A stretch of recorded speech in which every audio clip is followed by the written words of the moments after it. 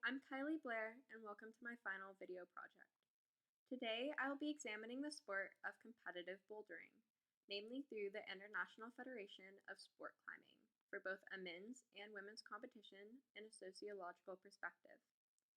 I chose to watch the IFSC Climbing World Cup Bouldering Finals of 2017 because it is recent, it showed both the women's and men's competition, and it had commentators providing input throughout the over 2-hour-long video. Specifically, I wanted to look at a bouldering competition because climbing is not typically seen as a highly gender segregated or hegemonic sport at all.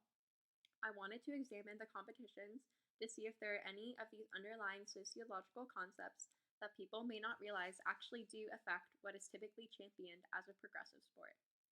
To analyze the competitions that I watched, I will be using several different course concepts within 2 themes. Firstly, I will look at the competition under the impression of structural theory. This is the social organization and patterns of relationships that influence opportunities, decisions, and actions in sports. This will look at the power structures in the competition, including from the sports media commercial complex and appropriate femininity, both of which will be defined later on.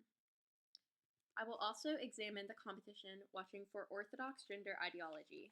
This is attitudes and approaches which define or identify male versus female roles in society.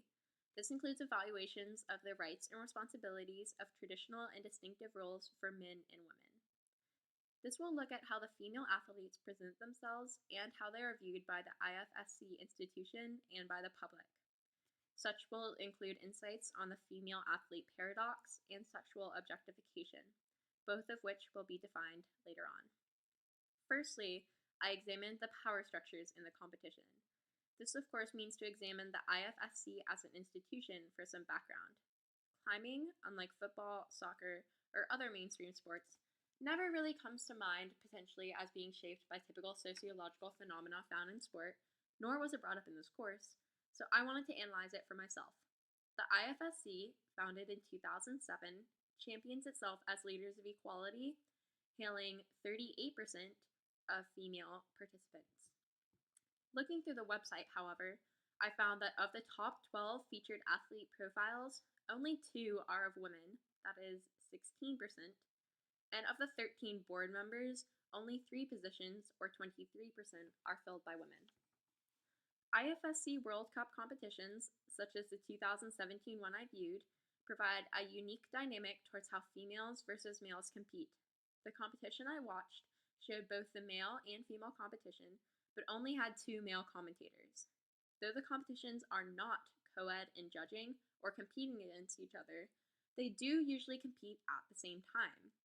That is, they will be on different walls, but they can both be viewed and commented upon at the same time. Unlike other, usually team sports, there are no differentiating rules between male and female competition. The point scoring system is the same, time allotments are the same, and boulder problem difficulty is supposed to be comparable. They do not climb the same routes, however, as the male and female ones are supposed to be set up as ideal for each gender body type. This perhaps leads to some examples of appropriate femininity I saw within the competition.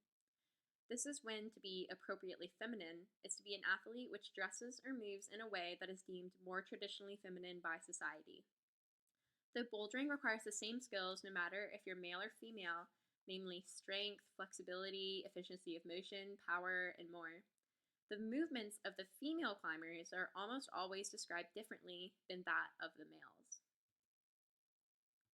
Very strong shoulders. He was in such a powerful position there. It's good to have to be creative and flexible. I managed to hold on to it. Yeah, strength of the man.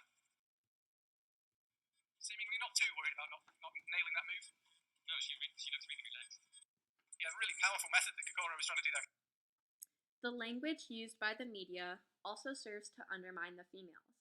Distinctly, the commentators on numerous occasions referred to the women athletes as girls, but only ever called the male athletes men. But there's only one way to do it for the girls. This language differentiation also included that while the men get down to business and are giving it everything, the women she'll have some time to relax, hopefully. And this is Chopnagotti just having fun now. Also, throughout the video, when males had trouble with a hold, it was usually blamed on the hold, that it was flat, slick, or otherwise difficult. Whereas when the women had trouble with a hold, it was usually blamed on their bodies, that they were too short, not flexible enough, or couldn't otherwise figure it out. This upsets some power structure within the competition by already differentiating the work of male or female climbers for the same feat. The sports media commercial complex also then comes into play. This is institutionally symbiotic relationships between the sport and the media. Such captures the complex institutional dynamics and interactions at the heart of sports media. In this competition, it was largely seen that the complex responded to the sport by silencing, marginalizing, trivializing, or selectively incorporating imagery of women athletes. It was seen in several ways, all of which were unique given the concurrent climbing of each sex. For example, when the camera went in for more close-up shots of climbers, it almost exclusively did so for the males, leaving the female climber videos in a small feed in the corner. You might remember that Ray had an amazing day in Vail. He's having a pretty good day here in Mumbai. It did this cut for the males more than 7 times, and for the females, with males in the corner, only twice. Additionally, the males were usually introduced with a description of their past accomplishments in competition. Females were rarely given such attention.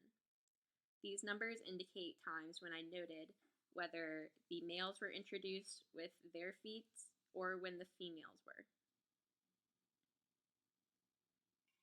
He will win back-to-back World Cups and take 100 ranking points. Season finale in Munich in 7 weeks' time. Sean Coxey, meanwhile. Lastly, the relationship of gender and practice and viewership was also important in viewing this.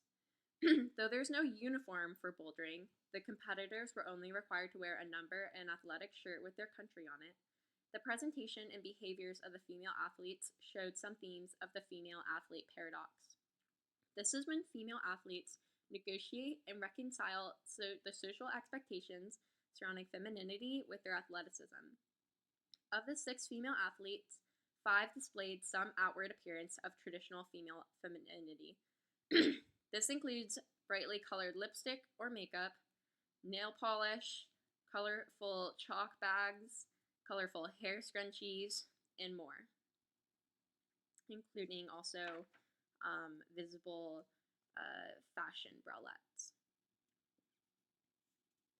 None of these things either help or interfere with their athletic ability, but they do provide some outward sign of the athletes to differentiate themselves as distinct from their male counterparts. The commentators also attempted to classify other behaviors as the women being outwardly more feminine. This includes how on numerous occasions, anytime a woman smiled, which is natural for doing a sport you love when you're supposed to be having fun, it was commented upon. This never happened for the males. And also climbs with a smile on her face. She's clearly relaxed. It's still smiling though. When a male smiled at the crowd, instead it was deemed a game face. Waves to the crowd. We don't often see that much interaction from him. He very much has his game face on. Finally, I went away from the professional commentators within the competition to look at the YouTube comments below the video as evidence of the public's reactions or interpretations of women versus men's bouldering. What I found was more in line with traditional gender ideology in sport, distinct from the general equality found in the climbing community. Firstly, the general public liked to enforce the commentator's language in describing male climbers as strong and having harder paths, but then they took this further than the commentators and began to sexually objectify the women. Sexual objectification describes the process of representing or treating a person like a sex object, one that serves another's sexual pleasure. Within the comments section, I found too many examples of this to keep up with, but only for the women. No man was ever described as such. Here is a sample of what I saw.